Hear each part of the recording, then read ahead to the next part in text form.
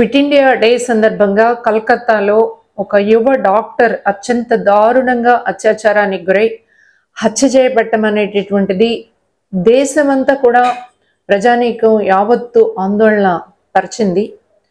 ఆ రోజు జరిగినటువంటి ఘటన మీద తక్షణం శిక్ష పడుతుందని, న్యాయం జరుగుతుందని ఆశించినటువంటి ప్రజలకి ప్రభుత్వ వైఖరితో తీవ్రమైనటువంటి నిరాశని ఎదుర్కోవాల్సినటువంటి నేపథ్యంలో ఈరోజు మన రాష్ట్రంలో చూస్తున్నాం. మొత్తం జూనియర్ డాక్టర్స్ అంతా కూడా సమ్మెకి వెళ్ళి సమ్మె చేస్తూ ఉన్నారు. అక్కడ మాత్రమే కాదు, ప్రభుత్వ హాస్పిటల్లో బోధనా కళాశాలల్లో పనిచేస్తున్నటువంటి యువ డాక్టర్లు 36 గంటలు 48 గంటలు డ్యూటీ చేయాల్సినటువంటి పరిస్థితులు ఏర్పడ్డాయని, అంతేకాకుండా వాళ్ళకి ఏ రకమైనటువంటి భద్రత కానీ, రక్షణ కానీ, విశ్రాంతికి కానీ అవకాశం లేని పరిస్థితులు ఏర్పడ్డాయనేటటువంటి ఆందోళన వ్యక్తమవుతుంది. ఈరోజు కలకత్తా అయింది, రేపు ఇంకొక చోట ఎక్కడైనా అవ్వచ్చు అనేది వాళ్ళు ఆవేదన చెందుతున్నారు. ఏం జరిగింది? ఒక్క కలకత్తా ఘటన మాత్రమేనా? ఈరోజు దేశంలో ఇలాంటి నెంబర్ ఆఫ్ కేసెస్. అది జరిగిన మరుసటి రోజే ఉత్తరాఖండ్లో ఒక నర్సు డ్యూటీ నుంచి ఇంటికి వెళ్ళేటటువంటి సమయంలో ఒక అగంతకుడు ఆ అమ్మాయి మీద దాడి చేసి ఆ అమ్మాయిని పొదల్లోకి లాక్కెళ్ళి అత్యాచారం చేసి ఆ తర్వాత హత్య చేయడాన్ని మనం చూసాం. నిన్న మొన్న ఏలూరు టౌన్లో భార్యాభర్తలు ఇద్దరూ పని చేసుకొని కలిసి పడుకున్నటువంటి చోట మద్యం అలవాటు ఉన్నటువంటి అతనికి మద్యం అలవాటు చేసి మరొక ముగ్గురు అతన్ని కొట్టి ఆ అమ్మాయి మీద అత్యాచారం చేశారనేటటువంటిది వచ్చినటువంటి రిపోర్ట్లు. ఈరోజు కృష్ణా జిల్లాలో మరొక పాప, అంతకుముందు రోజు కర్నూలులో మరొక అమ్మాయి. అంటే ప్రతిరోజు ఎక్కడో చోట దుర్మార్గమైనటువంటి పద్ధతుల్లో సొంత మనుషులు, బయట వాళ్ళు, ఇంట్లో బయట పని దగ్గర ఎక్కడ అనేటటువంటి దాంతో నిమిత్తం లేకుండా పెరుగుతున్నటువంటి అత్యాచారాల ఫలితంగానే ఇవాళ వైద్య విద్యార్థులు మాత్రమే కాదు, సమాజంలో ఉన్నటువంటి అన్ని తరగతుల ప్రజానీకం బయటకు వచ్చి ఆందోళన చేయడమే కాకుండా వీటికి ఫుల్ స్టాప్ పెట్టాలా అని చెప్పేసి కోరుతా ఉన్నారు. ఇందులో ఈరోజు ఈ సిస్టము, ఈరోజు ప్రభుత్వం, పాలక వర్గాలు ఎంత అవినీతిమైన అయ్యాయి, ఎంత దుర్మార్గంగా ఇలాంటి వాటిని కప్పిపెట్టడానికి ప్రయత్నం చేస్తున్నాయి అనేటటువంటిది కలకత్తా ఘటనలో మనకి చాలా స్పష్టంగా అర్థమవుతుంది.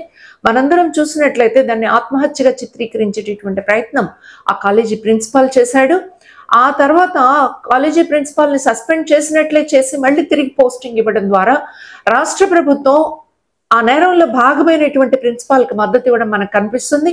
ఆగస్టు 14న రిక్లైమ్ ద నైట్ అని చెప్పేసి స్వాతంత్ర దినోత్సవం సందర్భంగా మన స్పేస్ మనం పొందామని చెప్పేసి ఆందోళనకారులు, విద్యార్థులంతా రోడ్డు మీదకి వస్తే వాళ్ళ మీద దాడి చేసి సాక్ష్యాధారాలన్నింటినీ కూడా నాశనం చేశారనేది వచ్చిన వార్తలు.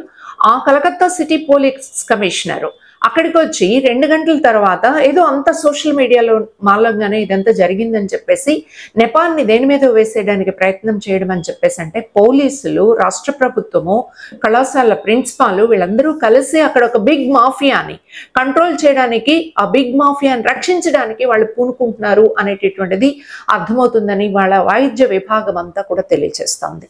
మన రాష్ట్రంలో కూడా అనేక హాస్పిటల్స్లో ఏ రకమైనటువంటి విశ్రాంతి గదులు లేవని, ఏదైనా నామమాత్రంగా ఉంటే అందులో కనీసమైనటువంటి అటాచ్డ్ బాత్రూమ్ కూడా లేదని, దుర్మార్గమైన విషయం ఏంటంటే డాక్టర్లు యూరినల్స్కి వెళ్లాల్సి వస్తుందని చెప్పేసి వాటర్ కూడా తీసుకోలేని పరిస్థితుల్లో ఉన్నామండి మేము అని చెప్పేసి చెప్తా ఉన్నారు. అండర్ స్టాఫ్ అనేటటువంటిది ఒక పెద్ద సమస్యగా ఉన్నటువంటి నేపథ్యంలో ఎందుకని ప్రభుత్వాలు వైద్య విభాగం మీద, ప్రజలతో ముడిపడి ఉన్నటువంటి ఈ వైద్య విభాగం మీద శ్రద్ధ పెట్టదు అనేది మేము మహిళా సంఘాలుగా ప్రశ్నిస్తున్నాం. రాష్ట్ర ప్రభుత్వం, రాష్ట్ర ముఖ్యమంత్రి వెంటనే స్పందించాలని చెప్పేసి కోరుతా ఉన్నాం. ఇదేదో వైద్య విద్యార్థులకు సంబంధించినటువంటి సమస్య కాదు, సమాజంలో పెరుగుతున్నటువంటి అకృత్యాలు. ఇవాళ మద్యం ప్రభావంలో తండ్రులు, తాతలే అత్యాచారం చేస్తూ ఉంటే ఈ మద్యాన్ని, అక్రమ అమ్మకాలని నిలిపివేయడానికి అధికారంలోకి వచ్చిన తర్వాత మీరు ఒక్కటంటే ఒక్క చర్య అయినా తీసుకున్నారా? దీన్ని నిలిపేయాల్సిన అవసరం ఉందా లేదా అని చెప్పేసి మేము అడుగుతున్నాం. ఈరోజు గంజాయి ప్రభావంలో, మత్తు మందుల ప్రభావంలో ఈ అత్యాచారాలు, నేరాలు పెరుగుతూ ఉన్నాయి. మాటలు తప్ప చేతల్లో భద్రత ఏమైనా కల్పించబడుతుందా? దీనికోసం అందరినీ విశ్వాసంలోకి తీసుకుని మొత్తం ప్రజలందరినీ కూడా భాగస్వాముల్ని చేయడం ద్వారా, మీ యంత్రాంగాన్ని నిజాయితీతో పనిచేయించేటటువంటి దానికి పూనుకోవడం ద్వారా మాత్రమే సాధ్యమవుతుంది. అందువల్ల మద్యం, మత్తు పదార్థాలు కంట్రోల్ చేయడంతో పాటు ఆడపిల్లల మీద ఒక మనువాద ప్రభావంతో, పురుషాధిక్య ప్రభావంతో ఏం చేసినా చెల్లుబాటు అవుతుందనేటటువంటిది ఇవాళ సినిమాల్లో, టీవీల్లో, సోషల్ మీడియాలో పాఠ్యపుస్తకాల్లో వీటన్నింటిలో రావడమే కాదు, మీరు అసెంబ్లీలో కూడా మాట్లాడుతున్నప్పుడు వీటి మీద చర్యలు ఉండాలని మేము కోరుతా ఉన్నాం. వీటి మీద విస్తృత ప్రచారం జరగాల.